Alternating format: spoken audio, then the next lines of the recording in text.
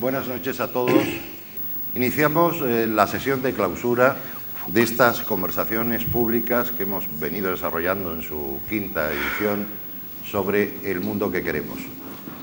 Hoy el diálogo se establece entre el presidente del Congreso de los Diputados, Manuel Marín, y el catedrático de Imagen de la Universidad Autónoma de Barcelona, Román Gubern. A los dos, la gratitud en nombre de Caja Canarias por su presencia esta noche aquí. Una presencia que en muchos casos ha supuesto un esfuerzo. El profesor Gubern venía de un congreso de historia y ha viajado casi en la madrugada para llegar hasta aquí. Y el presidente del Congreso acaba de venir casi del aeropuerto a este lugar. Les agradecemos a los dos la presencia y procedemos al diálogo sobre el tema anunciado, los parlamentos como escenario. Landelino Lavilla, uno de los primeros presidentes democráticos del Congreso de los Diputados, bueno, los presidentes del Congreso de los Diputados han sido siempre democráticos, me estoy refiriendo a las Cortes de otro tiempo. De Landelino Lavilla se decía con humor, cuando se sentaba en la tribuna, Landelino ya está expuesto. Realmente los presidentes, cuando se sitúan en la alta tribuna del Congreso, quedan verdaderamente en exposición, pero como debe saber muy bien, como sabe muy bien nuestro invitado de hoy, están siempre expuestos no solo en ese sentido, no solo en el sentido protocolario, sino en muchos otros sentidos. Manuel Marín se ha expuesto seguramente a muchos riesgos, como cualquier presidente de un parlamento, pero mucho más cuando quien ejerce esa función lo hace como él, con la elegancia del demócrata a tiempo completo y no simplemente con la arrogancia protocolaria. Manuel Marín allí es director de escena, actor y a veces, creo, guionista. Por eso, cuando al elaborar el programa de estas quintas conversaciones públicas, pensé en este tema, el Parlamento como escenario, naturalmente pensé, es obvio, que nadie mejor para abordarlo que Manuel Marín. Por su condición de presidente del Congreso, por supuesto, pero muy especialmente también por su propio carácter, por su actitud pública, por su rigor, por su honestidad intelectual y humana en la representación parlamentaria. Y cuando tuve que pensar en alguien que desde la sociedad, desde el mundo de la cultura, dialogara con Marín sobre el teatro del Congreso, no tuve la menor duda de que el mejor experto en escenarios que conozco es Román Gubern. Román es un buen lector de los gestos contemporáneos, del ruido o la claridad de los iconos, un agudo intérprete de la realidad virtual. Son muchos los libros que lo acreditan, muchas las tribunas por las que ha pasado y, por supuesto, ha tenido una constante tarea en este sentido en la docencia. Aquí ya cedo la palabra a Román Gubern. Buenas noches. Buenas noches, señor Buenas noches. Hola. Bueno, antes que nada, agradecer a Fernando Delgado la invitación para estar aquí, que es un honor poder entrevistar al presidente de las Cortes, y a Caja Canarias por la invitación, que agradezco de todo corazón para estar aquí. Y yo, para empezar, quería recordar a todos ustedes, y al presidente de las Cortes, que ya lo sabe, que vivimos en la sociedad del espectáculo, ¿no? Entonces, una primera pregunta que yo haría es la siguiente. El debate parlamentario, a veces se sabe que el acuerdo no será posible. O se sabe, antes de salir al ruedo, que el acuerdo está ya pactado. A la vista de este determinismo previo, la pregunta es, ¿el debate parlamentario se hace para la búsqueda de un acuerdo político productivo o bien es un espectáculo para los medios? Cuando se sabe previamente que ya se ha pactado, no se ha pactado, quién votará sí, quién votará no. ¿Es para llegar a un acuerdo productivo o es un espectáculo para los medios? Probablemente más lo segundo. Y entonces necesitaría que me permitieras hacer una pequeña síntesis de lo que pienso al respecto de lo que creo que es una deriva de la política en España, también en otros países europeos probablemente. En fin, tú has escrito muchísimo de esto, venida de los Estados Unidos de Norteamérica, ¿no? Y que aquí se está plasmando en este momento, probablemente con un tiempo de retraso, pero siempre de una manera mucho más aguda por esta capacidad nuestra que tenemos muchas veces a la exageración. Me explicaré. Y te hago una confesión. Una palabra que después de mi experiencia en esta legislatura ya no me gusta nada es la palabra que más se usa, escenificación. Habrás constatado que ahora en el Parlamento, cuando antes se decía estamos aquí para presentar un acuerdo, se dice vamos a escenificar un acuerdo. Me parece horrible. ¿Por qué? Porque la palabra escenificar significa lo que significa. Escenificar es interpretar un papel o fingirlo. Y entonces yo no comprendo qué ganamos los políticos o la política por incorporar expresiones del teatro que interpretas un papel o lo finges al campo del discurso político.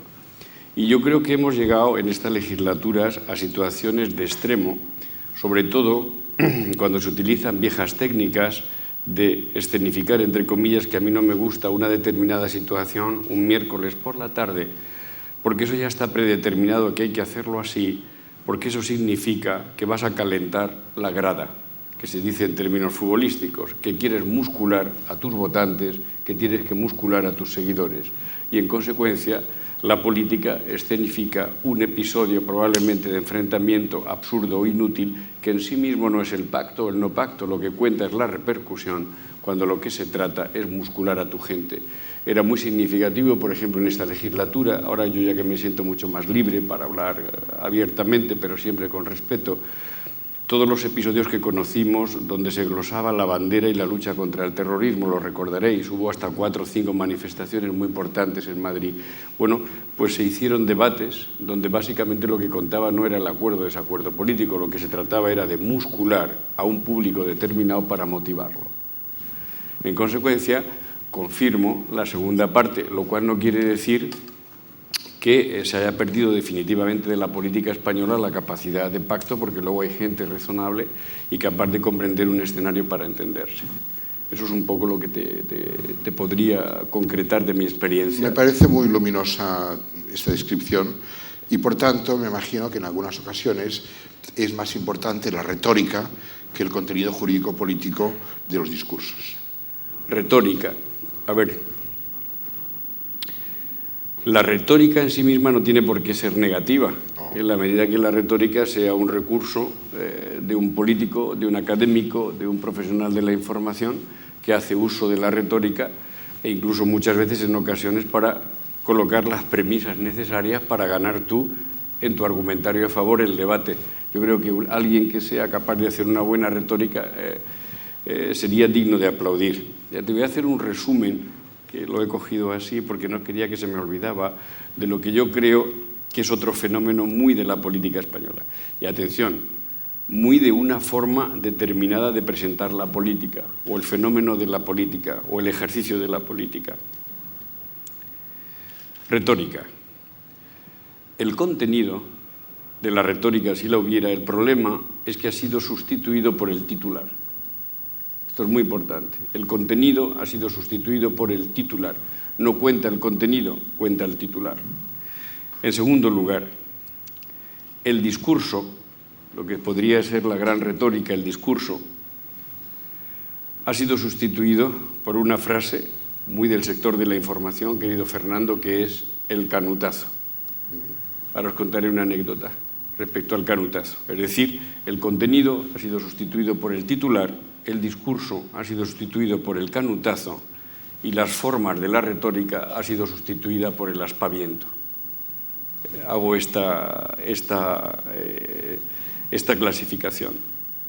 Yo he intentado, sin ningún éxito, porque no tenía fuerza política para hacerlo, porque no me acompañaron los portavoces, lo cuento aquí, en Canarias, intenté cerrar lo que llamo el escritorio del canutazo.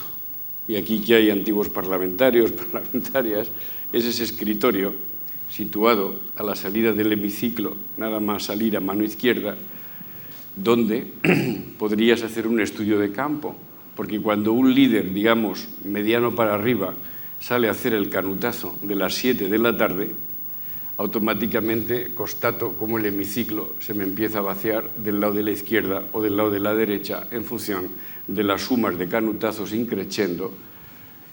Por definición, el canutazo, que es una visión castiza de la técnica norteamericana, de lo que vale no tanto es defender mi discurso, mi retórica, como machacarte a ti, pues entonces se simplifica cada vez más. Y como la única forma que tienes para entrar en un telediario o en un diario de noticias es un canutazo suficientemente contundente, esto es lo que provoca muchas veces que se pierda de vista la retórica buena, que tenía que ser el discurso con su contenido. Es decir, en ese sentido, sin pretender tener una visión totalmente negativa del tema, sí que te puedo confirmar que la política española entra ya en una fase muy anglosajona. No sé si es bueno o es malo. En el peor sentido de la palabra anglosajona. En el peor sentido, sí. Entonces, los portavoces parlamentarios se eligen muchas veces, presumo, más que por su competencia técnico-jurídica, por su capacidad de comunicación, de retórica, de impacto. O sea, ¿es una sumisión o es cierto Star System? No, porque tienes de dos tipos. Es decir, tú de portavoces, por ejemplo, aunque yo a veces haya tenido fuertes discusiones con él, te diré una cosa. En este momento el parlamentario más potente de esta legislatura es sin duda Rubalcaba. Entonces, Rubalcaba es capaz de subirse a la tribuna y hacerte un discurso potentísimo porque es extraordinariamente inteligente para, sobre la base de una gran retórica, ganar el debate.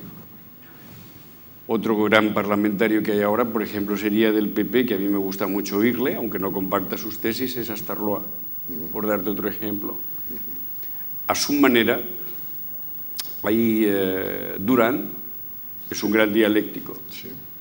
En fin, estoy empezando a citar nombres con el riesgo que corre y por qué yo me he dejado a este y al otro fuera, pero simplemente lo que intento es hacer trazos. Está bien. Bueno, pues Llamazares es una persona que es contundente en sus discursos, hay gente allí pues, de distintos grupos parlamentarios, estoy hablando sobre todo de los portavoces que tú me preguntaban, que son muy eficaces y gente que hay elaborada. Lo que ocurre es que y para centrar bien el debate, como hemos vivido una legislatura muy tensa, excesivamente tensa, siempre cuando hay un momento de tensión en la familia, en las relaciones humanas, en la Caja Canarias, en los clubes de fútbol, en el teatro, en toda la realidad de la vida, si tú tienes un momento de tensión muy fuerte, no son las personas de espacio de entendimiento, de diálogo o de querer llevarse bien las que ganan la batalla. Los que se imponen siempre son los más rudos, los más bravos y los más atrevidos. ¿Me comprendes? Sí. Y esto pues es un fenómeno de rudeza muy absurdo que se ha planteado en la política española en esta última legislatura. Y esto explicaría por qué una gran parte de los diputados jamás toman la palabra e intervienen públicamente en toda una legislatura. Que sería como decir, el señor o la señora cobra, pero no hace los deberes, porque no se levanta y habla. Hay que ser justo y te diré por qué. Te diré por qué. Corrijamos. En el Congreso de los Diputados hay diputados, diputadas muy bien preparados, muy cultos, muy cultas, muy razonables, que trabajan muy bien en sus ponencias y en sus comisiones. Lo que pasa es que el Parlamento español, que comenzó siendo un parlamento de grandes ponentes y grandes debates en comisión, ha ido hacia la deriva de la escenificación. ¿Y cómo funciona esto? Se frustra a mucha gente que ha hecho un gran debate en una ley o en un proyecto de ley o de un trabajo hecho en una subcomisión, que trabaja muchas horas, mete muchas horas, profundiza en los temas y aporta cosas. Se sube a la tribuna, pero su discurso no interesa.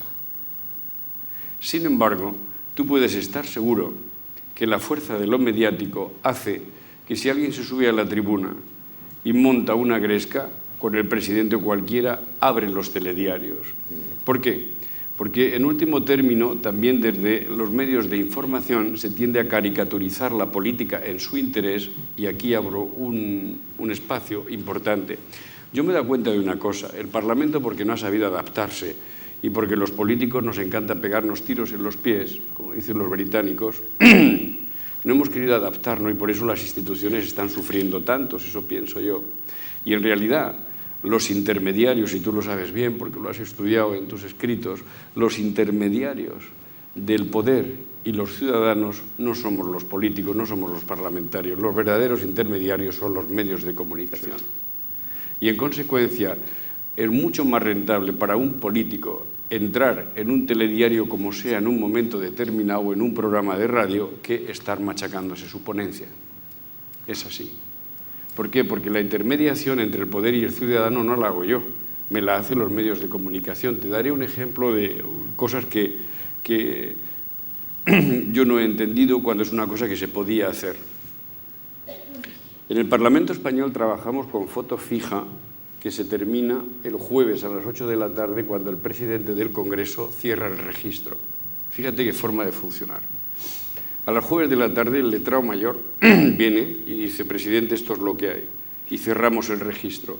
Y después del jueves viene el viernes, y después del viernes el sábado, y luego el domingo, y luego el lunes, y luego el martes, y luego el miércoles. Y cuando yo abro la sesión y digo sesión de control al gobierno, estoy operando sobre una foto fija de algo que ha pasado una semana después. Tú has sido periodista. ¿Te imaginas abrir un noticiero con una noticia de hace 8 días? Dirían, se ha vuelto loco.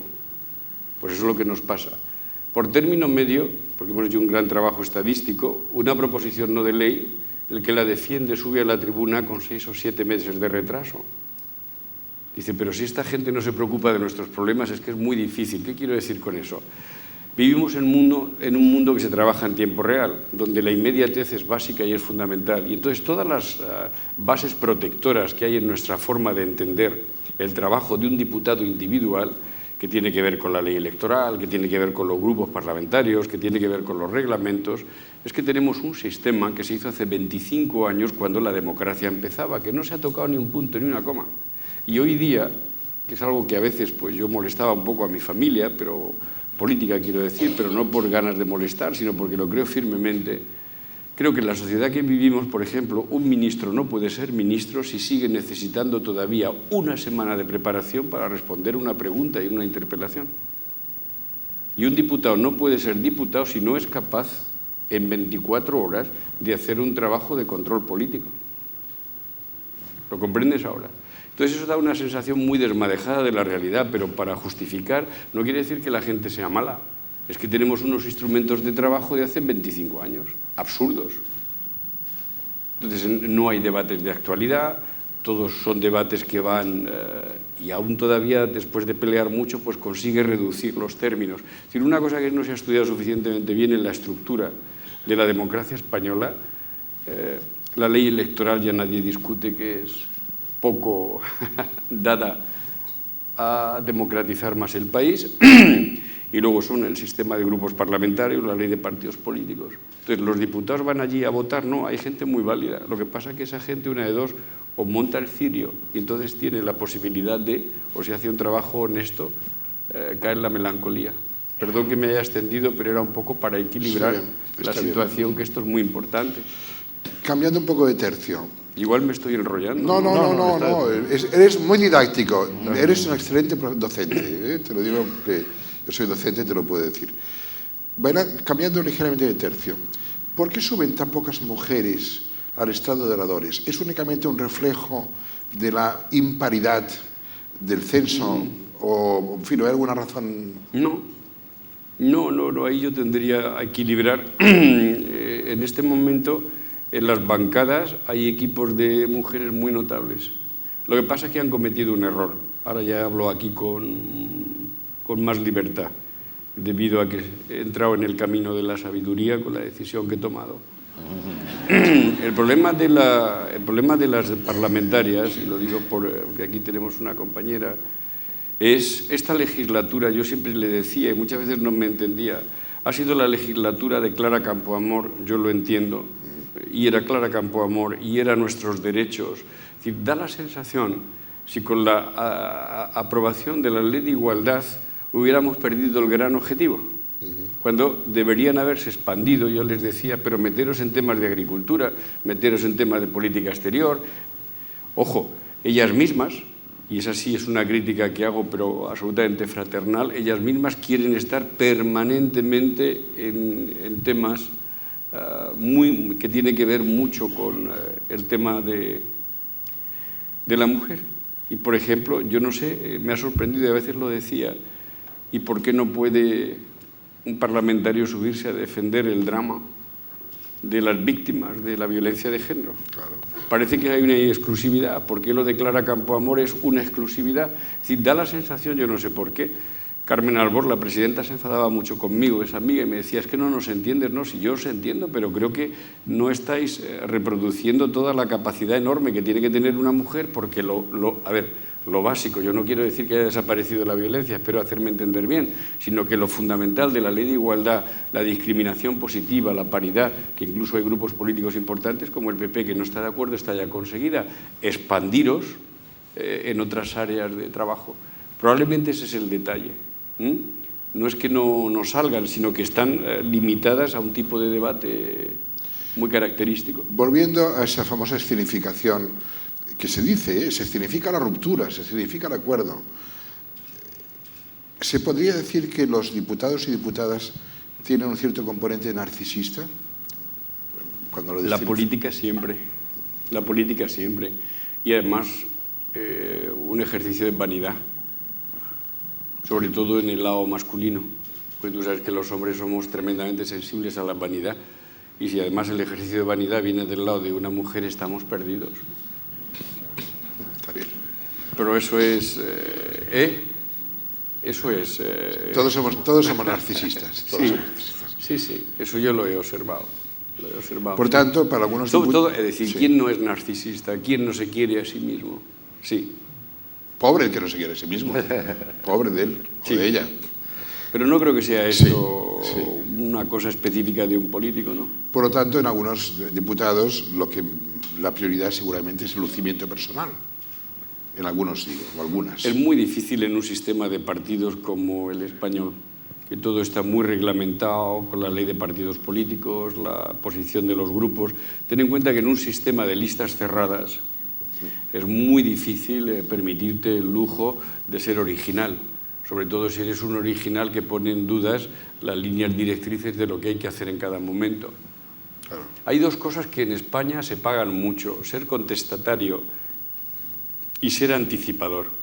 Porque como somos un país muy bíblico, ¿tú sabes lo que les suele ocurrir a los que anticipan la realidad? Terminan ofreciendo tu bandeja. Sí.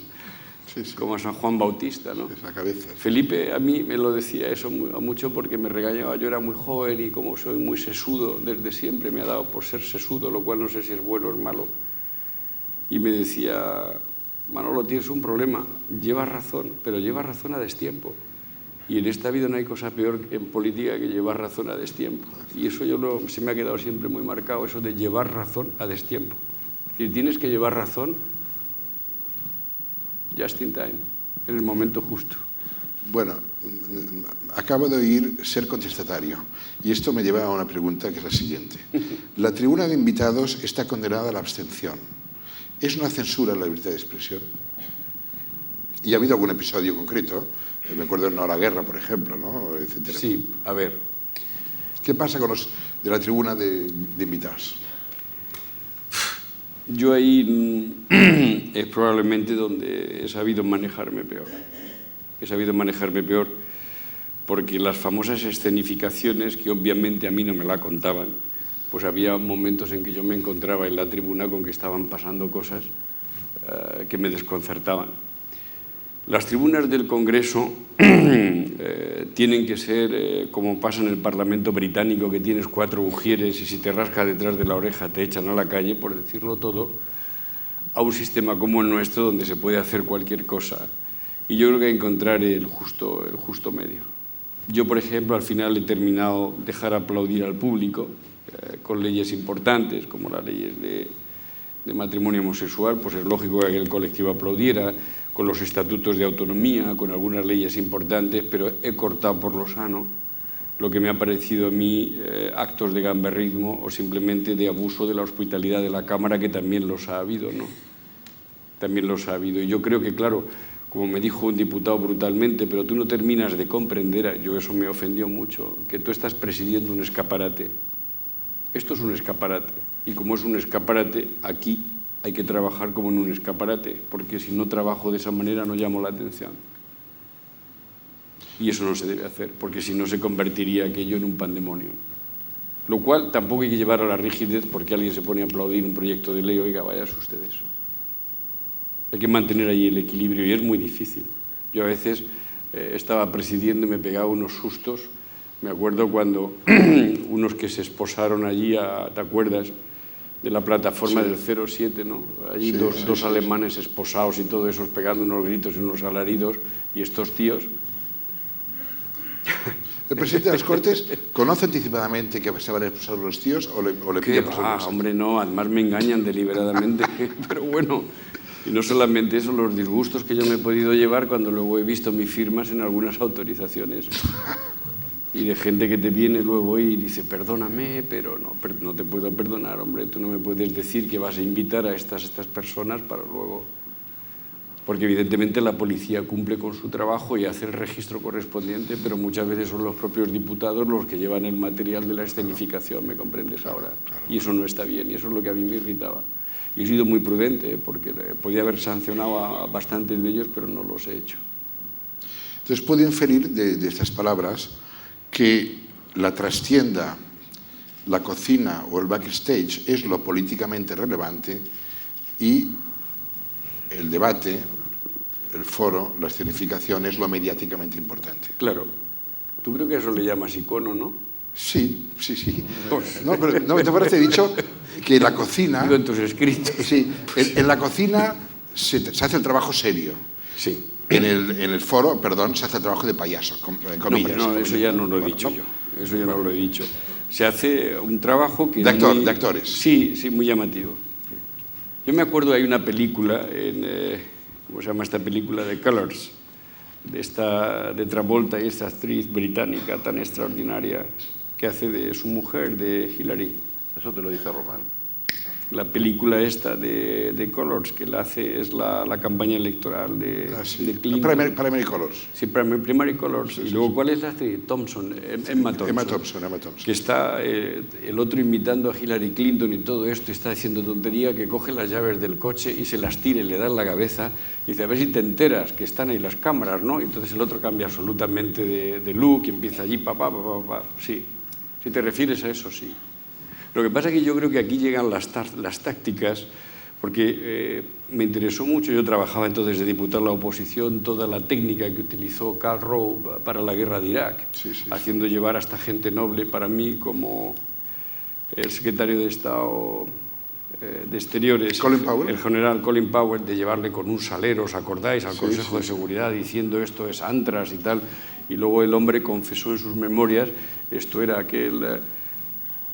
cabroncete de Karl Rove, que era un genio aparentemente de la escenificación, que llegó a convencerme de que con un informe falsificado del Níger, ¿te recuerdas?, de uranio las fotos aéreas. Absolutamente, llegaron a convencerme, y entonces me dijeron que para impactar en el mundo tenía que salir con un salero diciendo, señores, esto es Antras, deben ustedes saber que solamente si yo hago así se van a morir medias capitales del mundo, ¿no?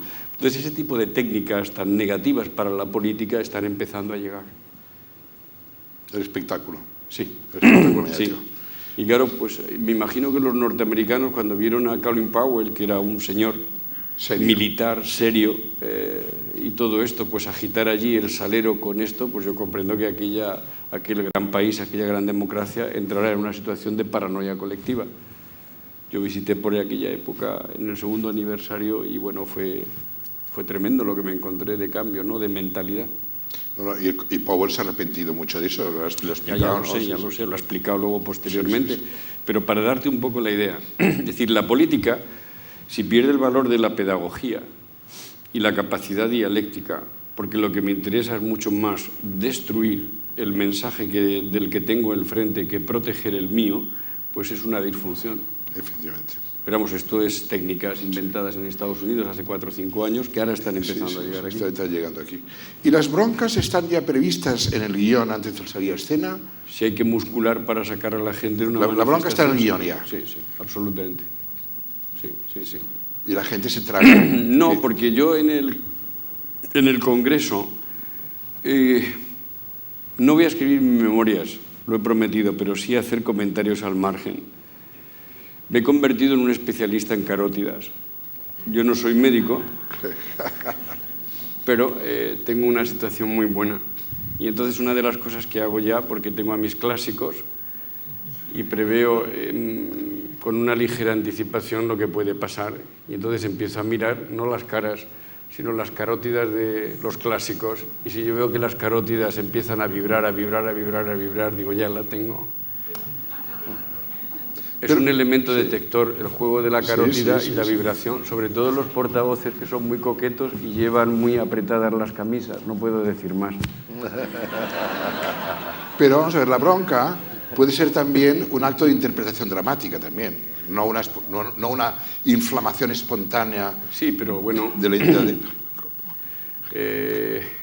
Yo creo, viendo la televisión, que a veces son broncas escenificadas y casi ensayadas. Sí, tú dices las exteriorizaciones. Sí, sí. Eso es bueno, eso parlamentariamente es necesario, por Dios. Claro. Eso es necesario. Es decir, dice, pero si en la Cámara de los Comunes se zapatea, se grita, guau, guau, guau. Ojo, pero en la Cámara de los Comunes, cuando alguien está en el uso de la palabra, no se le molesta. Es al final de la intervención, que es lo que yo machaco siempre, dejen ustedes hablar al que está en el uso de la palabra, porque es su derecho. Porque una vieja técnica filibustera es cuando tú estás en el uso de la palabra que esté desde izquierda y a derechas gritándote. Y eso se hace para desconectarte y ponerte nervioso e incluso ofenderte con el que te está molestando, entonces ya pierdes tiempo, pierdes concentración. Una cosa es esa táctica filibustera de organizarte una situación compleja, porque claro, está la cosa escénica, no todo el mundo controla la cosa escénica de en un debate difícil subirse al hemiciclo. La espontaneidad, lógicamente, de ¿pero qué dices? Eso no me importa. A mí lo que me importa era las grescas organizadas que empezaba por una carótida, y yo ya tengo a mis clásicos en todas las bancadas, y entonces veías perfectamente hasta los movimientos de zigzag. Ha salido la expresión técnica. Pero esto también es muy viejo, el filibusterismo es un trabajo eso viejo, iba. De todas formas, en el Parlamento americano, en la cultura americana, filibusterismo tiene otro sentido parlamentario distinto. Significa alargar eternamente para que no se vote. Y ahora acaba de usarse el filibusterismo con un sentido distinto del americano. Sí. Bien, es importante. Y empalmando con eso, ¿existe algún límite a la libertad de expresión en el foro? ¿El insulto? ¿La amenaza? ¿Cuál es la frontera roja que no se puede cruzar? Faltar al respeto. ¿Y cómo se mide eso? Imposible de medir. Yo lo he hecho menos en 3 casos. En 3 casos muy notorios he conseguido que todo el mundo presentara sus excusas, pero eso me ha costado una cantidad de masaje en mi despacho excesivo. Porque yo descubrí que en las relaciones bilaterales el ponerte a masajear al diputado, hombre, pide perdón, pero ¿por qué le has llamado fascista o el otro, no lo debías hacer y tal? Pues al cabo de los 10 minutos la gente te decía, pues mira, lleva razón. Entonces algunos aceptaban en sesión pública de decir retiro lo dicho, y otros simplemente mandaban una carta autorizándome a corregir, que ha sido la mayoría de los casos el diario de sesiones. Porque una de las cosas que me han criticado grandes periodistas, sin ir más lejos esta mañana que he estado en los desayunos de tu antigua casa de Televisión Española, es ¿por qué suprimí los micrófonos de ambiente? Y ahí algunos periodistas me han criticado muy duramente. Y lo hice porque literalmente me asusté de la primera sesión y de cómo quedaban determinadas expresiones que se hicieron en una sesión de control. Porque luego cerré los ojos, digo, Dios mío, si esto sale en el sistema que tenemos de viernes en adelante, de unos medios de comunicación donde se va a estar machacando permanentemente, unos con bromas, otras con malas intenciones, perderíamos definitivamente el respeto por la institución. Por eso lo hice. Porque creo que no gana nada el sacar, digamos, este tipo de cosas. Dicen, no, pero te estás equivocando, porque la opinión pública sancionará de tal manera al duro, al insultón. No, porque el insultón luego tiene el premio de su bancada. ¿No era más permisiva en ese aspecto las Cortes de la Segunda República que hacia el 36 realmente se decían cosas muy gordas?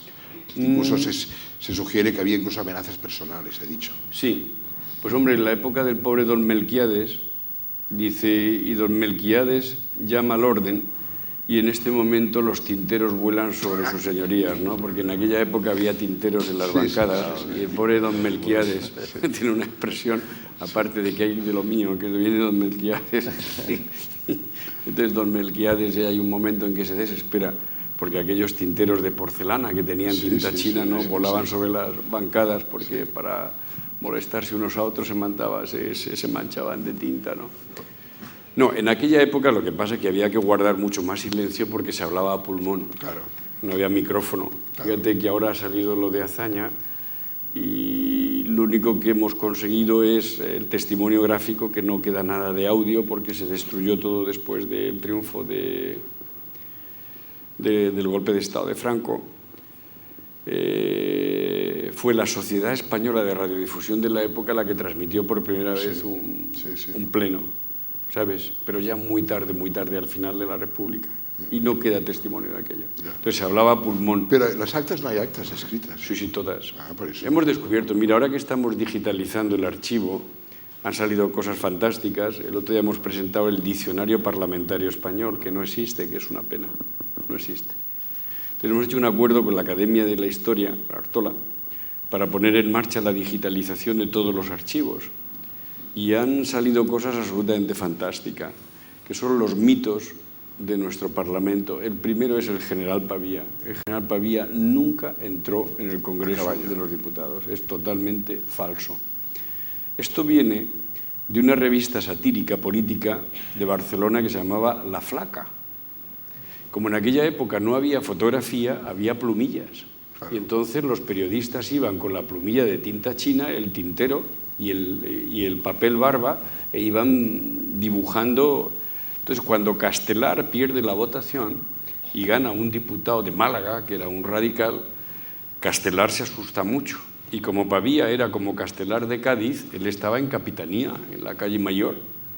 Él se lo dicen por teléfono y le dice al presidente del Congreso, oiga, no, Castelar tiene que seguir siendo presidente del gobierno porque este señor de Málaga es un bárbaro y no lo vamos a aceptar. Y hubo sus líos, sí, sus líos no, Castelar se desmaya del sofoco que le dio. Y entonces este mandó a un cuerpo de guardias civiles, que son los que entraron en el Congreso. Él nunca entró. Y entonces en la revista La Flaca se ve al general Pavía, que además era un poco bizco, que le está pegando en el caballo un sablazo a la Puerta de los Leones. Y luego entra con el caballo, pero eso es puro invento. Nunca entró. O sea, nunca. Una imagen ha falseado la historia. Sí. Ha habido varias, ¿no? Interesante. La del general Prim también, sí, cuando sale del Pleno. Sí, efectivamente. Cuando sale del Pleno, ¿no? El invento del asesinato, se le asesina desde dentro también, ¿no? Porque por pura curiosidad hemos rehecho incluso el recorrido. Son las 7:20, se vota, gana Amadeo de Saboya frente al Borbón, que era el duque de Montpensier, y él sale por la puerta lateral. En aquella época no había ni el Hotel Suecia ni el Banco de España, porque eso lo hace luego Alfonso XIII. Aquel día nevaba, había agua-nieve, con lo cual la historia de la conspiración con antorchas es rigurosamente falsa. Se le manda a asesinar desde dentro de la Cámara.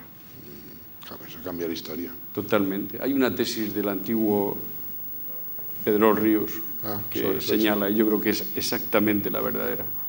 ¿Se puede ser imparcial presidiendo un parlamento y militando a la vez en un partido político? Debes intentarlo. Yo lo he intentado y en ocasiones pues he tenido bastantes problemas, pero tienes que intentarlos. Las instituciones públicas españolas, a ver cómo lo digo para ser prudente, los poderes del Estado están sufriendo mucho, más que nunca en esta legislatura, porque la lógica del combate político, que se puede justificar dentro del combate político, se ha trasladado a las instituciones. Y las instituciones tienen que tener su propia lógica institucional, sus propias reglas, sus propios momentos y mucho respeto. Y mucho más en un país como en España, que somos muy iconoclastas y muy poco respetuosos con las instituciones. Entonces, la lógica política ha entrado en el combate institucional. Y esto es lo que ha provocado que en esta legislatura, pues desde la más alta a la más mediana, pues haya entrado en el combate político. No puedo decir más, pero yo creo que todo el mundo me está comprendiendo lo que quiero decir, ¿no? Sí, volveremos sobre el tema este. Y esto pues es una cosa muy preocupante. Hay gente que dice, bueno, se han pasado ya 30 años de democracia, ahora se puede empezar ya a hablar de esto, a hablar de lo otro, sin ningún peligro. Yo no digo que haya que pararse en la foto fija de la Constitución del 78, hay muchas cosas que mejorar, pero la España institucional sería bueno que se respetara. No es bueno ni que haya resfriados en las instituciones, mejor que no se resfríen nunca. Y si hay que arreglar ciertas cositas, lo tenemos que arreglar de una manera tranquila. Si no... Sí. Pero Carl Schmitt dice que en política debe haber amigos y enemigos, que claro, es lo natural, es claro, natural que sea así. Claro, pero siempre que haya respeto, en la medida que ser mi enemigo no signifique que te quiera aniquilar, porque la política también exige sentido del límite. Claro. Sí. Acuérdate de aquello de Kant, ¿no? Hay que atreverse. Sí, sí, hay que atreverse. Bueno, vale, hay que atreverse, pero hay que atreverse dentro de, aunque la palabra sea fea, dentro de un orden, ¿no? Porque es otra de las cosas que me ha sorprendido a mí. A mí me gusta el método, soy bastante cartesiano y me gusta el orden. Y no entiendo por qué mis compañeros más jóvenes del partido muchas veces me dicen, joder, es que parece de derechas. Porque el orden, aparentemente, es un valor de la derecha, porque la gente de izquierda tenemos que ser, sobre todo, innovadores y flexibles. Yo creo que el orden y el método no es ni de derecha ni de izquierda, es simplemente ser ordenado o no ordenado.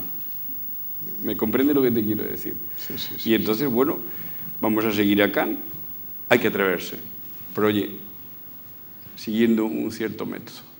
Y esto nos lleva a una pregunta que tiene que ver con eso también. Las leyes se modifican porque la sociedad cambia, sí, y se requieren nuevas disposiciones. ¿Hasta dónde es legítima la insumisión a viejas leyes caducas para presionar para su cambio? Porque claro, esto ya nos vale, por lo tanto hemos de... La insumisión es una palabra muy fuerte. Bueno, o la transgresión. La transgresión... En el plano dialéctico, siempre. No, vamos a ver, el matrimonio homosexual, mil cambios que ha habido en los últimos 5 años en Eso España. era necesario hacerlo.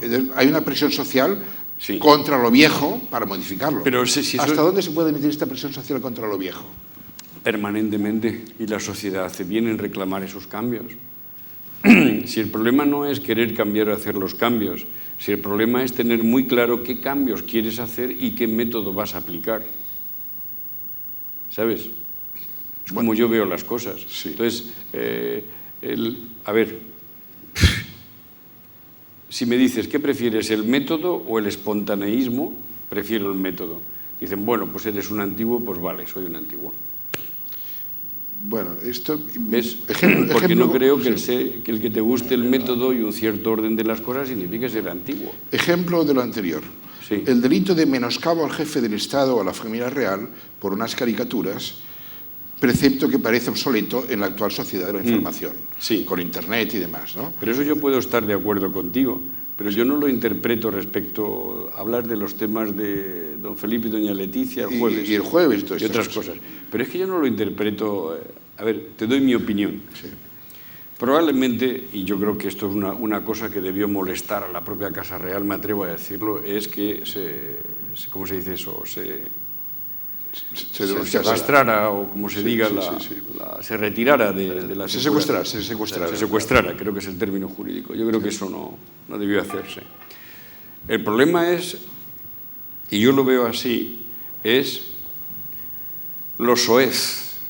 Lo soez. Eso estamos de acuerdo todos, soez, sí. Es un dato de la libertad. Sí, exactamente. Porque a mí me importa un pepino que sea, entiéndeme lo que te quiero decir, que sea don Leticia o don Felipe o viceversa, podía ser tú o yo. Sí. Pero ¿por qué lo soez tiene que tener un premio cualitativo en términos de distribución de imagen? Pues yo no estoy de acuerdo. Yo tampoco. Dicho esto, yo no le suspendería ni nada, pero venga usted, es que esto simplemente me parece soez. Soez que se haga gente de la corona que se haga con, yo qué sé, la familia de Rajoy, la de Zapatero, la tuya o la mía. Lo soez es soez y lo grosero es lo grosero. Pero no es delito. No. Exactamente. Es un ejemplo... No, en absoluto. Pues es un ejemplo, creo que estamos de acuerdo, nos es un ejemplo todo. De la transgresión que debe convertirse en no transgresión. Sí, pero es que eso no es transgresión, es simplemente una cosa soez, una cosa grosera. Pero legalmente es una transgresión y por eso lo han secuestrado. Tal y como está, sí. A eso me refería. Sí. ¿En qué medida la presión, la insumisión, la presión es legítima para cambiar viejas leyes? Probablemente ese tipo de cosas terminen cambiándose. Sí. Pero no la parte relativa a la protección del ser humano, sea Pepe o sea Juan, que aquí en España habría mucho que decir del respeto a la privacidad, ¿eh? Y hay una ley muy importante y hay una Comisión Nacional de Protección de Datos. Yo siempre he sido más de radio que de televisión, pero ahora yo soy un radioman, ¿no? Solo oigo la radio, porque me resulta insoportable la televisión de viernes en adelante. No digo más. Es una cosa absolutamente insólita, ¿no? Es que no tienes dónde aferrarte. ¿Eh? Sí. Entonces, dice, es un valor de la libertad de expresión entrar ya en unos terrenos que son puramente soeces, morbosos. Pues mire, usted no. Sí, pero no se lo voy a prohibir. Pero no es delictivo. No es delictivo, ¿no? Pero dicho esto, como es la libertad de mi casa, pues me voy a la radio, que, bueno, por lo menos hay tertulias y cosas de estas y me divierten más. El fenómeno de Internet, por ejemplo, hace obsoleto muchas figuras delictivas relacionadas con la vida privada, porque la Internet, depende. o algunas por lo menos. Hablábamos de eso en el avión, fíjate tú, con las dos azafatas cuando veníamos para acá. Por el tema de las... a ver, las palizas de los chicos, se pueden colgar tranquilamente en YouTube o en Google, simplemente porque es un tránsito hacia una libertad sin límites. Tengo mis dudas, sinceramente. No sé qué se aporta en términos... El pederasta, este loco de Birmania, yo no sé qué aporta eso, de verdad, a la libertad de expresión. Pero modifica el terreno de juego, ¿eh? Pero yo no digo que se suprima, ¿no? Sino simplemente que tengo mis dudas éticas de qué aporta eso a la formación del ser humano. Internet es fantástico, nos ha cambiado la vida, nos ha cambiado la mentalidad, nos aporta un montón de cosas, pero hay ciertos elementos que dicen, bueno, no voy a decir que esto se censure porque esto no debe hacerse, pero caramba, yo no sé qué aporta esto de más. Sí. Bueno, la pregunta del millón. ¿Funciona bien la división de poderes en España, especialmente la división entre legislativo y judicial? Está muy desequilibrado en favor del Ejecutivo, pero no de ahora, desde la época de Felipe. Yo, como lo he discutido con él, lo puedo decir. ¿Y la relación entre legislativo y judicial? A la vista de legislativo y judicial, se ha hecho un tránsito del combate político a lo judicial y a partir de ahí, pues... Pero el tema de renovación de jueces, por ejemplo. No, es que está mal hecho. Es un tema que simplemente está mal hecho. A ver, mi preocupación es esta. Mi preocupación es esta y ojalá me equivoque. Y dentro de 2 o 3 años me levante por la mañana, me encuentre un día a Fernando Delgado, a ti mismo, al profesor Segura, y diga, oye, estaba equivocado. Lo que yo tengo miedo es que estemos a marcha forzadas y que se me entienda bien, no pretendo molestar a un país que para mí es un país extraordinario, que me encanta su cultura, que es Italia.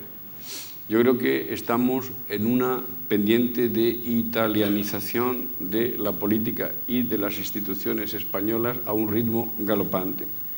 Y a mí lo que me preocupa es que la carrera de San Jerónimo, que por lo que me decían te pone súper estupendo Manolo y un poquito repipi, pero es que me preocupa mucho, que la carrera de San Jerónimo termine siendo una especie de Montecitorio, de una clase política absolutamente desconectada de la realidad, mirándose al ombligo, creándose unas batallas políticas, escenificadoras de etcétera, etcétera. Eso me preocupa.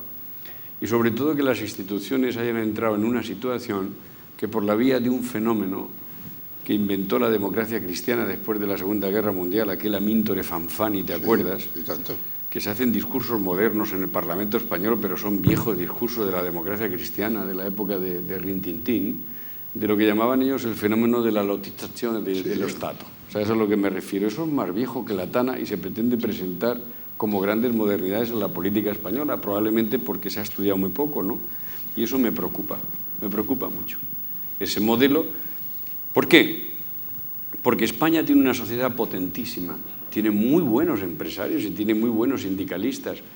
Fíjate este dato, el otro día en la Fundación Abril Martorell era la despedida de Cuevas y le daban el premio. Y estaban allí Cuevas, estaba Cándido, Fidalgo, el mundo sindical, el mundo empresarial.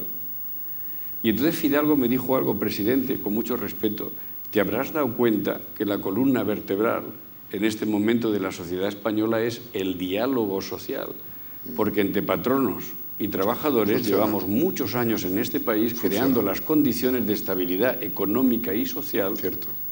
Y manteniendo una sociedad que se está desarrollando a un ritmo económico extraordinario y garantizando una paz social y entendimiento. No le faltaba razón. Mientras que vosotros cada miércoles estáis montando cada guirigay, me lo dijo con mucha dureza, porque esa es la ventaja que tienen las reuniones con los sindicalistas, que te hablan muy clarito, y no le faltaba razón, Fernando, y hay que analizarlo. Entonces, ¿por qué voy a este modelo?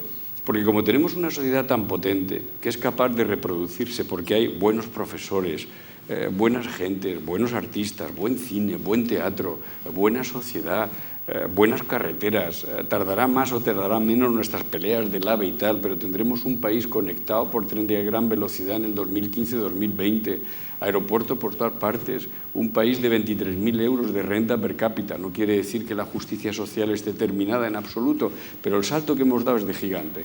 Señoras y señores, sentiros orgullosos, la sociedad española camina sola, porque es una sociedad muy potente. Con lo cual, la política, para escenificar, y las instituciones, ¿qué le vamos a hacer? Ya damos por supuesto que eso no va a funcionar. Ese fue el modelo italiano. Ahora les hemos superado en el PIB y lamentan profundamente no haberse dado cuenta que una sociedad cualquiera necesita siempre la potencia de las instituciones públicas para liderar la sociedad. Eso que he dicho no creo que sea reflexiones de un repipi. No. ¿Verdad? Pero ¿cuál sería la alternativa técnica a la lotización, al reparto por partidos, que es la forma... Separar, pues muy clásico. Yo creo que el otro día Gregorio Pérez Barba escribió con su experiencia un artículo deslumbrante en El País. Yo creo que hay que incrementar el número de diputados, todo lo que pide la Constitución, 50 más, dar más posibilidades de expresión, reformar rápidamente el Congreso y sobre todo el Senado.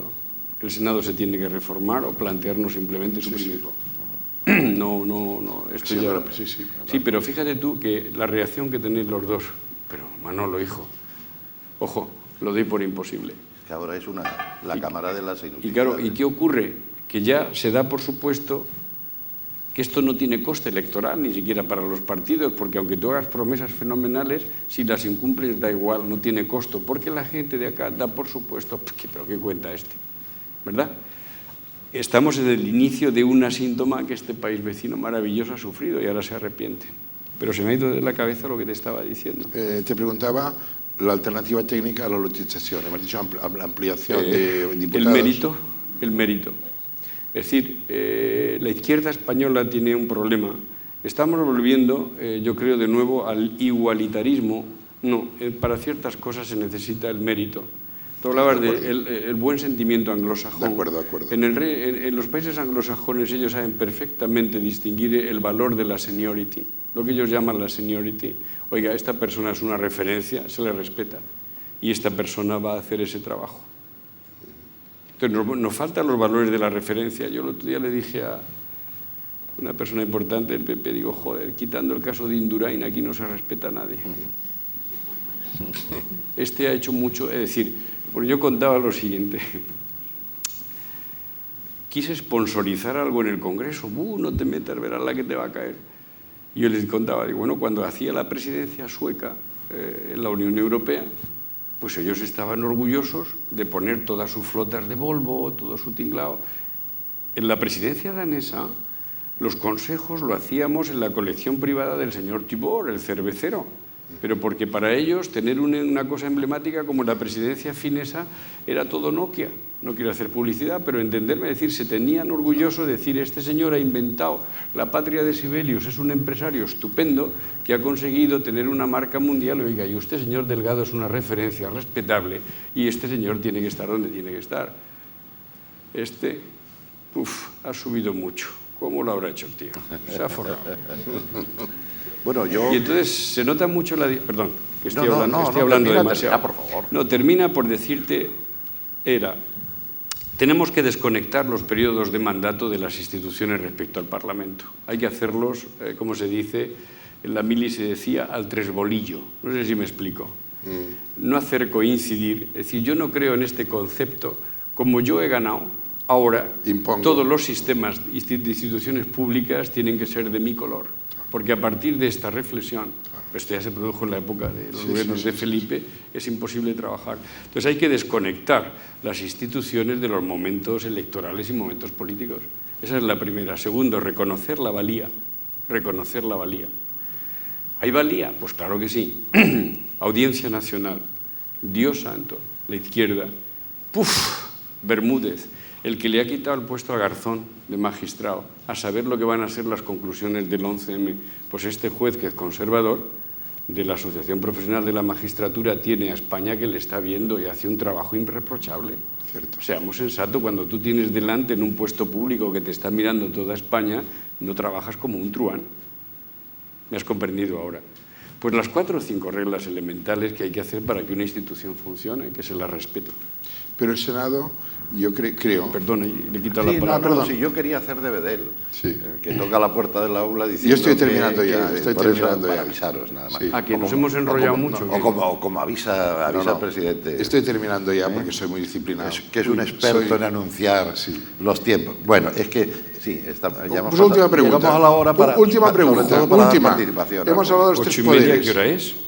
Ahora son las 10 menos cuarto. Que yo llego a la hora de la península, estaba asustado. Última pregunta. Hemos hablado de los 3 poderes. Sí. De Montesquieu. ¿Y el cuarto poder? ¿Qué podemos decir del cuarto poder? ¿El cuarto poder? En España hoy. Pues chico. El cuarto poder en relación con los otros 3, me refiero, naturalmente. El cuarto, el primero, no lo sé. No lo sé. Creo que en las relaciones con los medios de comunicación sobra algo, y lo digo sin ningún complejo. Yo he notado en mi vuelta a España el exceso de lo que se llama el colegueo. ¿Sabes lo que quiere decir el colegueo? De colegas, sí. Sí, el exceso de colegueo. Es decir, el informador tiene que hacer su trabajo y el informador no puede sustituir al político. Hay ciertos... Eso lo subrayaba Román en un artículo... Hay ciertos debates ya totalmente desequilibrados donde hay combatientes A contra combatientes B. Los diputados no van a los debates, pero van periodistas intermediarios que hacen de combatiente de un lado y de otro. Eso es muy malo. Muy malo.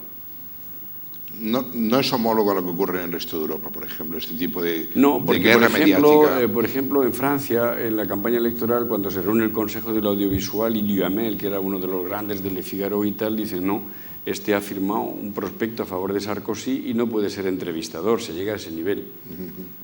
Eso es importante. No te digo el caso alemán, que es durísimo, porque allí hasta participan las iglesias, como sabes bien. Y luego en el caso del estatuto de la BBC, pues es el que todos nos gustaría, ¿no? No. Bueno, moderador. Sí, devuelvo la palabra al moderador. Si me lo permiten, damos pido paso al público. Pido disculpas porque... es que tengo un problema, Fernando. No hemos oído ni una tos y seguro que hay gente incluso constipada. Bueno, antes de iniciar este diálogo, yo supongo que aquí puede haber periodistas, aunque sea noche del viernes, puede haber periodistas interesados por hacer alguna pregunta al señor Marín desde la actualidad. Yo, que soy periodista, si viviera y trabajara aquí, estaría esta noche aquí y a lo mejor estaría interesado también por hacer esas preguntas. Bien, es verdad que esto es un ciclo de conversaciones con un tema dado y que sería un fraude para los que han venido atraídos por el tema y por la personalidad del señor Marín, que entráramos ahora en temas de actualidad que desvirtuaran la naturaleza de nuestro coloquio y que convirtieran el coloquio de un acto cultural en una rueda de prensa, de manera que cada cual administre su opinión o la orientación de sus preguntas como quiera, pero que se sepa que yo supongo, creo interpretar que la mayoría de las personas que han venido aquí no han venido interesadas por preguntas cuyas respuestas pueden ver en la prensa o hemos visto incluso en la prensa, sino más bien atenidas al tema que aquí hemos presentado, que es muy amplio por otra parte, ¿no? O sea que vamos con la primera intervención, ya se ve una allí, el primer micrófono ya tiene situación posible, y a ser posible otra persona que quiera intervenir que lo anuncie ya para que tenga el siguiente micrófono y actuemos Fernando, aquí, de un modo directo, ¿no? Fernando, aquí. ¿Dónde? Aquí, ¿lo ves? La fila 1, 2, 3, 4. Aquí, Fila 4. esta señora. Sí. Bien, pues entonces, primero allí y después aquí. Bueno, antes que nada, un placer escucharte. Un poquito más alto, por favor. Sí, un placer escuchar la No, conversación. perdón, es que lo digo a los técnicos por si pueden subir el volumen. Sí, ahora. Eso, sí. Ahora. Buenas noches, un placer escucharte y bueno, yo tengo una reflexión que... No se oye nada, o el micrófono o está mal o falta volumen, algo pasa. Sí, ahora. Vamos. Me lo tengo que pegar a la boca, perdón. Bueno, una reflexión que me gustaría compartirla con usted, viene un poco en relación a lo que ha estado hablando, y en ese atreverse que de alguna manera tú planteabas, ¿no? Evocando a Kant, ¿no sería bueno atreverse para que las instituciones fueran más fuertes a que el voto en blanco pudiera ser computable y de alguna manera en toda esta pelea que está habiendo en las instituciones, cuando un ciudadano pues no le gusta ni el verde, ni el rojo, ni el amarillo, pueda de alguna manera escoger precisamente pues que no exista política, o sea, que exista un espacio en blanco? Es algo que se ha planteado mucho, en algo que yo creo que será como la reforma del Congreso y del Senado para toda la vida, que es la reforma de la ley electoral. Tú estás aludiendo al voto de preferencia. Bueno, hay muchos países que lo tienen. Y en el artículo que publicaba el otro día Gregorio, de ampliar precisamente a 50 diputados más la Cámara, lo hacía sobre la base de una circunscripción nacional, donde se aplicaría el voto de preferencia. Claro, esos diputados serían temibles. No sé si me explico. Porque serían de tal partido temibles, sería gente muy respetada, porque tendría el voto de preferencia de toda la nación, del PSOE, del PP, pero sería gente de una enorme envergadura. Creo que sería positivo poder introducir ese sistema, el voto de preferencia, y los partidos políticos obviamente tienen que tener un manejo de la situación y tienen que tener la capacidad de decidir quién va y no va, eso lo entiendo perfectamente, pero no estaría de más abrir la ampliación que permite la Constitución hasta 400 diputados, estableciendo el sistema que tú llamas, que se llama así, de voto de preferencia. Sí, aquí, por favor. Sí. A ver si me explico.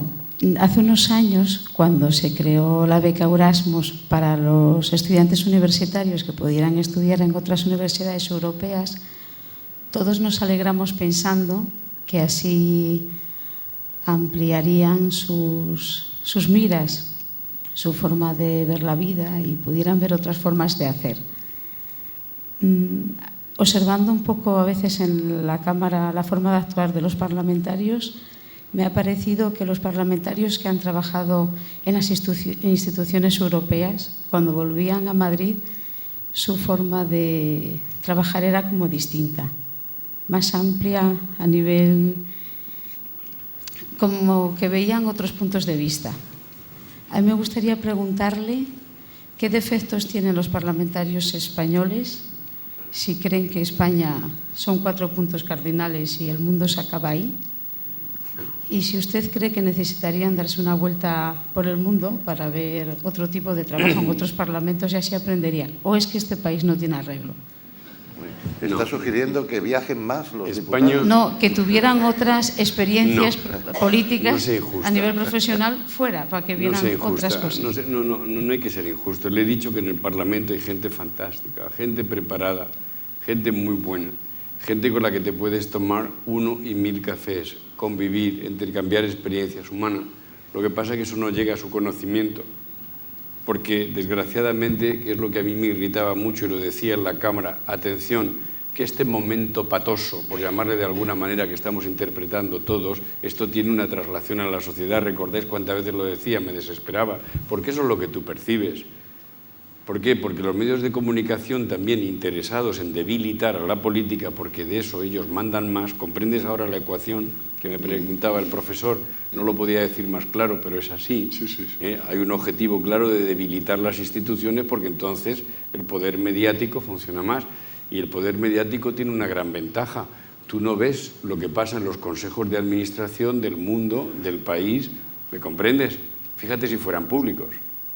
Entonces, sabiendo que nosotros tenemos que trabajar en lo público, porque para eso hemos sido elegidos, deberíamos prestar una especial atención a las formas, que no son manías mías, que las formas son básicas en política. Porque si no, llegas a esa conclusión que no se corresponde a la realidad. No, hay un buen nivel en la Cámara. Hay un buen nivel en la Cámara y no somos ni mejores ni peores que en otros parlamentos europeos. Ni mejores ni peores, estamos en la media alta. Y hay un buen trabajo. Tampoco tengas esa visión. Porque puede ser injusta. Puede ser injusta. Hay gente muy buena. Y ya he dicho antes que a lo mejor el trabajo de mucho tiempo no se saca adelante porque no tienes la opción a que te saquen en una televisión o te lleven a una radio a hacerte un buen programa. Si nos resultas divertido, lo tienes perdido. Sí. Sí, hola, buenas noches. Sí. Mi pregunta es tanto para el señor Marín como para el señor Gubern. El cuarto poder tiene tanta influencia como los otros tres, o parecida, pero no obedece al interés general, sino al interés privado y el ánimo de lucro. Iba por ahí ahora el señor Marín, pues quería simplemente que comentaran esto. Y luego, otra pregunta, ¿qué podríamos hacer los ciudadanos para que los políticos, en vez de escenificar, presentaran las propuestas como dijeron al inicio del debate? Gracias. Pues ser más exigentes con la política y con los políticos, ser más exigentes. Ser más exigentes. Es lo que hay que hacer.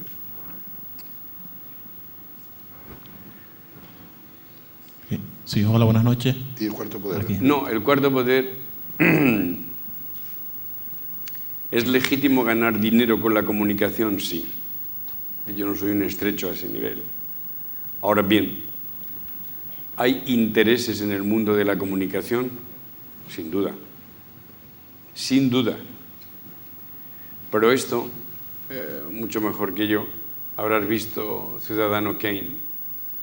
Pues, a partir de ahí... Basado en una biografía real de William Randolph Hearst. Sí. No es una invención de... Él es el especialista. Bueno, no.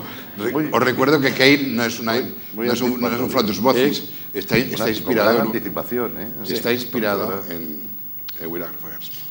Bueno. ¿Qué tal? Buenas noches. Yo soy Juan Pablo de Radio Nacional de España, en Canarias. Y me mandan que le pregunte... o sea, que eres un periodista. Sí, soy un periodista. Bienvenido, hombre. Yo soy técnico. Hay un periodista por la noche en una... Pasa que yo soy técnico, no redactor. Pero sí me celebro. dicen que le pregunte que parece que el gobierno de Canarias quiere limitar un poco la población, ya que Canarias es un territorio pequeño, ahora también estamos teniendo mucha inmigración. Entonces, yo creo que usted ha sido comisario europeo. Si usted cree que la Unión Europea a esto le puede poner pegas, si puede haber un problema de limitar la población en Canarias.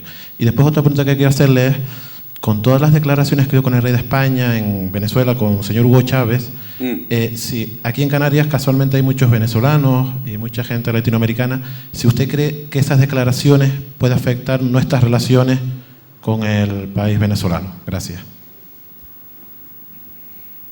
Sí.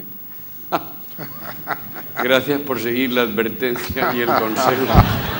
No tiene nada que ver, pero francamente te agradezco la intervención como periodista porque sé que ambos asuntos interesan a la sociedad canaria y si bien no tienen nada que ver con el tema de hoy, pues es importante que una personalidad como el señor Marín se pronuncie sobre esos temas, sobre los que tiene, yo creo que no solo información, sino sensibilidad. De manera que la primera pregunta es que no la entiendo, porque no existe política comunitaria común en materia de migración. En consecuencia, la Unión Europea simplemente no puede decir o dejar de decir nada. Es que no hay base jurídica para tomar ninguna decisión, porque la política de migración se establece sobre el sistema llamado de cooperación estatal. Entonces, acuerdos bilaterales caben entre los Estados, pero política comunitaria difícilmente la Unión Europea puede decir nada. No de Canarias, de Baleares o de Badajoz o de Gerona.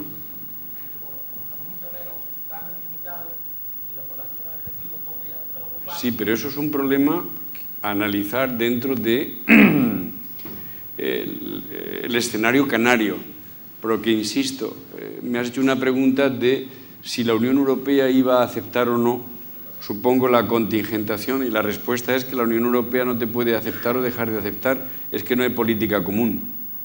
Es decir, no hay capacidad de decisión.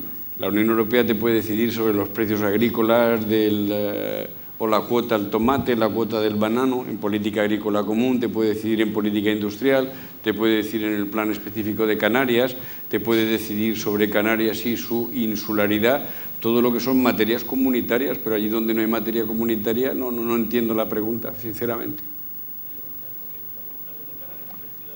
Si yo vuelvo a decir, si eso lo entiendo, pero que cuando a usted le duele una muela no va a pedir una explicación al Colegio de Ingenieros Industriales.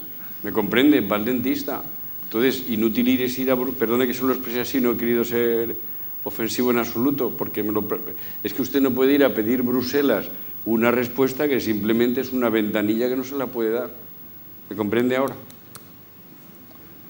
Y lo segundo que me ha preguntado, pues mire usted, ojalá y se mejoren las relaciones rápidamente con Venezuela. Ojalá, sería deseable. Porque esta espiral pues no va a conducir a nada. Sí, adelante. Yo quería felicitarlo porque usted es de las personas que prestigian el cargo.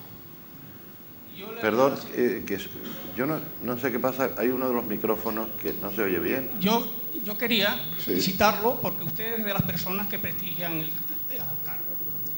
Quería hacerle la siguiente pregunta. ¿A usted no le da pena cuando a través de la prensa, de los medios de comunicación, hablan de que este juez es conservador, aquel es progresista, y identificando además como conservador que es de derecha y como progresista que es de izquierda? Y otra pregunta que le quería decir, ¿a usted también no le da pena que la democracia nos haya traído que los debates, ya veo que a usted le gusta la radio como a mí también me encanta, ya sabemos de antemano qué periodistas son los que van a favor del PSOE o los que van a favor del PP? Sí, pero eso es el fenómeno del mediático combatiente, que es un fenómeno muy español. Y muy español porque previamente ha sido muy Berlusconi, ¿me estás comprendiendo? Es que la italianización en Italia se produjo así. Empezar a dividir la clase periodística, perdón por lo de la clase periodística, tampoco lo digo en términos peyorativos, en combatientes de un lado, combatientes de otro. Y eso es lo que produjo el fenómeno Berlusconi. No se limita solo a lo que lo he dicho de la política, de la sociedad, es que estamos en ese camino. Entonces, es un sinsentido ver debates en algunas televisiones donde no ves a un político. Ves a 3 periodistas, 4 periodistas dándose unos tortazos entre ellos como si le fuera la vida. Eso no me parece bien. Y creo que para arreglar lo que usted decía en el ámbito judicial, debería tomarse medidas fundamentales como no hacer del epíteto el elemento determinante de lo que se va a decidir. ¿Me comprende? Porque no es verdad. Y sobre todo cuando se tiene una gran responsabilidad, tú puedes ser conservador, pero ser una persona correcta y hacer bien tu deber. ¿Por qué no? y ese espíritu hay que empezar a reconsiderarlo, si no, esto va a tener un difícil arreglo. Y para eso también, cuando se está en las instituciones, yo dije una frase que no gustó nada. Tienes que tener dos fronteras. Una, no puedes ser una marioneta de quien te ha nombrado, y el que te ha nombrado no tiene derecho a utilizar el mando a distancia. Pasión muy española. Y luego la oposición lo que tampoco puede pretender es el que está en una institución, es una especie de muñeco de ferias donde tiene derecho a tirarte las pelotitas. Eso creo que son las dos fronteras que no habría que atravesar nunca. Entonces, como las hemos atravesado, pues es muy complicado ahora venir a una lógica institucional que yo creo que se tendrá que recrear. ¿Por qué? Porque habrá un momento en que probablemente la sanción de la abstención empiece a pesar sobre los aspavientos de la política, ¿no? Porque a la gente no le gustan los aspavientos. Sí, adelante. Sí, yo quería hablar sobre precisamente esto, la abstención. Llevamos 30 años ya de democracia. ¿Aquí? Sí. Llevamos 30 años de democracia, se supone que es una democracia ya madura, ya asentada, pero cada vez hay más abstención, cada vez los políticos encantan menos, la corrupción política es una realidad que va en aumento. Entonces, yo me pregunto, ¿no ha llegado la hora? Hago una comparativa primero. Si en un certamen literario, si las obras literarias no tienen calidad, el certamen queda deserto, ¿por qué en política se reparten, si el 50% de la ciudadanía vota, se reparte entre el 50%, la abstención no cuenta, el voto en blanco no hace efecto? ¿No ha llegado la hora ya, en una democracia de 30 años, de que se compute el voto en blanco y si la ciudadanía no está de acuerdo y quedan 5 escaños vacíos o 5 escaños que les corresponderían al voto en blanco, que quedaran vacíos en el Congreso como castigo, como respuesta a ese mal hacer político? No estoy de acuerdo con esa visión. ¿Por qué? ¿Por qué no? ¿Qué? Y no es una forma de avanzar en democracia, que el desencanto, que toda esa gente que no vota, no porque no le interese la política, no vota porque no le convence. No, porque la situación no es tan alarmante como para llegar a un momento que la política se tiene que sustituir, ¿no? Y las instituciones, lo que pasa es que hay que combatir y hay que votar para mejorarlas. En Canarias, y cambiarlas en un sentido positivo. Canarias vota el 50%, el 51%. Pero me parecería muy peligroso llegar a la conclusión de que el voto en blanco absolutamente equivale a cuestionar el sistema. No. Porque ese voto blanco sería muy discutible cuáles son sus raíces y a qué obedece. Y ahí no hay ninguna ciencia que te diga, no, es que esta abstención tiene como objetivo, no. Tú tienes una abstención, nos llevaríamos mucho tiempo a discutir y haríamos aquí una clase de sociología electoral, pero tú tienes en España una abstención estructural porque está oscilando históricamente en torno al 20-25%. ¿Me comprendes? El voto en blanco. Pero el voto en blanco es un ejercicio de democracia. Va una persona, se preocupa, pone sobre... el voto en blanco no se está produciendo en este momento como un elemento, digamos, que te permita, al menos en lo que yo estoy viendo en la política, llegar a la conclusión que tú señalas.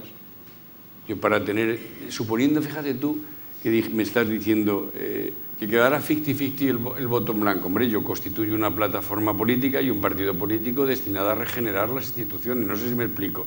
Eso es mucho más rentable que no hacer nada. Sí. Oye, igual yo estoy aquí hablando sin parar. No, hombre. La penúltima pregunta, dejamos la posibilidad de una última pregunta porque sabemos que a partir de las 10 de la noche mucha gente empieza a tener la necesidad de irse para cenar, ¿no? Entonces, adelante. Sí, van a seguir reflexionando. Buenas noches. Hola. ¿Se oye bien, no? ¿Se oye? Sí. Sí. Me ha parecido impecable la entrevista, gracias. En los plenos que vemos del Congreso, he creído adivinar en más de una ocasión un cierto desconsuelo del presidente Marín por no intervenir en los debates. ¿Yo? No. A ver, se lo explico. Hoy estoy a lo mejor hablando más de lo necesario porque me siento muy liberado por lo que ustedes imaginan. Oiga, yo soy el tío que más escucha de España. Muchos días me tiro escuchando desde las 9 de la mañana hasta las 11 de la noche, escuchando y escuchando y escuchando. Y a veces escucho cosas muy interesantes y aproximaciones muy interesantes. A mí lo que me desconsuela es que cuando estoy viendo un buen debate, eso se pierde porque no hay nadie y de pronto a alguien se le ocurre la maldad de un canutazo excesivo y todo el mundo sale corriendo para el escritorio del canutazo, ¿me comprende ahora? Y por eso yo creo que hay que empezar a primar otra vez el discurso y el contenido sobre el canutazo y el titular. Y se puede conseguir si se quiere. Ha habido en la Cámara debates en esta legislatura absolutamente dificilísimos y memorables. Para mí el mejor, el debate sobre el Plan Ibarretxe. ¿Qué Parlamento Europeo se podría permitir institucionalmente que una parte de un territorio, sus dirigentes que han ganado, vinieran al Parlamento de la Nación a decirme, oye, que me voy? Y hicimos ese debate, de una enorme dureza, pero de una enorme dignidad parlamentaria. ¿Te recuerda? Fue un formidable debate. Es decir, tenemos instituciones capaces de aguantar pruebas dificilísimas. Pero luego, no te molestes, pues asistimos al correcalles del Estatuto Catalán y tuvimos un comportamiento pues más que discutible. Pero sí que hay capacidad política e institucional para hacer cosas estupendas. Pero bueno, no sé qué nos pasó, que probablemente no lo supimos hacer bien durante un año y pico, y es lo que ha generado también esta situación de desconcierto general, diciendo, pero bueno, ¿cómo pueden estar discutiendo estas cosas? La forma de expresarse, la forma de hacerlo, qué sé yo. Pero sí, no he estado desconsolado. Estaba escuchando. Escuchar es muy bueno. Nosotros lo hemos pasado muy bien escuchándote esta noche, ¿no? Y como no hablo nunca... Bueno, pues, muchísimas gracias. Ahí, habíamos dicho la penúltima y resulta que estaba agazapada la última pregunta. Es que es una compañera. Ya. Sí, encantada de tenerte en esta tierra, lo sabes, y que te lo digo de corazón. Gracias. Porque es cierto que se aprende muchísimo a tu lado. Estamos encantados de tenerte ahora y vamos probablemente a sentir que no estés probablemente en la siguiente legislatura, pero dicho lo cual, y la impecable entrevista realizada por el catedrático de Gobern, que también es un placer, por supuesto, escucharle y desde luego seguirle, sí he de decir algo porque si me quedo callada seguro que las compañeras diputadas no me lo van a perdonar, con relación a lo que has dicho con la legislatura de Clara Campoamor. Es cierto, y esto es una reflexión que hago, porque como la has hecho en el sentido de que efectivamente las parlamentarias probablemente nos encuadramos o nos encasillamos en determinados temas y que esa ley de igualdad, que ha sido un éxito y creo que será buena cuando se comience a aplicar, sí que nos dará la posibilidad, y cuando hablo de reflexión creo que se diga así, de que los compañeros varones a veces no nos sitúan en temas que probablemente se entienden que solo y exclusivamente son para la hormona masculina. Y de eso hablo, por ejemplo, pues en infraestructuras, en vivienda, en interior, etc. Porque a veces es muy complicado que pese, ahora no, porque ahora con la paridad pues tendremos la posibilidad en distintas portavocías de estar, pero a veces también es muy complicado la intervención en esas portavocías que sí nos gustaría, pero que al final pues nos encontramos a veces con la pared enfrente en esa proporción en la que el compañero debe intervenir. Por tanto, sí que creo que la ley propiciará con la paridad el que se tenga que determinar que una portavocía o en una comisión, o una presidencia o vicepresidenta de las distintas comisiones de la Cámara se puede intervenir, pero a veces no es solamente porque la mujer no quiera ir a ese tipo de porque asuntos. no hay facilidades. Yo he jugado en el sentido ese un poco de decirlo a los portavoces en la Junta, un poco en tu línea, ¿no? Diciendo, pero bueno, vale, pues hacemos esto, pero caray, podríamos expandirnos y ojalá se produzca ese fenómeno, porque en esta legislatura de verdad yo siempre tenía el mismo problema con la comisión mixta, Congreso-Senado, que me decían siempre, presidente, autoriza esto, presidente, autoriza esto. Yo llegué a decirles una vez, pero sin ánimo de ofender, y eso que Carmen se molesta un poco conmigo, pero si es que estáis haciendo siempre lo mismo, pero ¿por qué no dais el brinco, el salto y empezáis a tratar temas? Y probablemente lo que tú dices, que a lo mejor las facilidades internas, pero eso ya no las conozco, no son tantas como yo supongo, ¿no? Sí. Bueno, pues nada más. Ahora de verdad. Gracias.